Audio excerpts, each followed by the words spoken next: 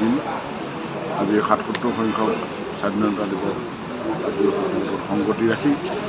আজি অসম চৰকাৰৰ পৰিবহণ বিভাগৰ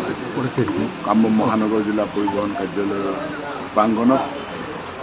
পৰিবহণ বিষয়া কাৰ্যালয়ৰ সমূহ বিষয়া কৰ্মচাৰীৰ উপস্থিতিত আজি আমি এই পবিত্ৰ দিনটোত আজি ৰাষ্ট্ৰীয় পতাকা উত্তোলিত কৰাৰ লগতে আমি আগন্তুক দিনবিলাকত আমি পৰিবহণ বিভাগৰ ফালৰ পৰা আমাৰ যি পৰিবহণৰ ৰাজহৰ লক্ষ্য লগতে আমি বৰ্তমান সময়ত পথ দুৰ্ঘটনা হ্ৰাসৰ নিমিত্তে অসমৰ মাননীয় মুখ্যমন্ত্ৰী ডক্টৰ হিমন্ত বিশ্ব শৰ্মা মহোদয়ে নিৰ্দেশ যে আমি পথ দুৰ্ঘটনা মৃত্যুৰ সংখ্যা কমাই আমি অসমখনৰ এখন দুৰ্ঘটনামুক্ত অসম কৰাৰ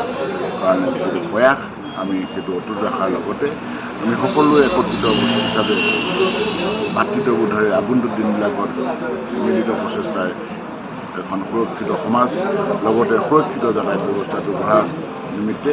আমি সকলো ধৰণৰ প্ৰচেষ্টা অব্যাহত ৰাখিম আৰু আমি প্ৰতিশ্ৰুতিবদ্ধ হৈছোঁ যাতে আগন্তুক দিনবিলাকত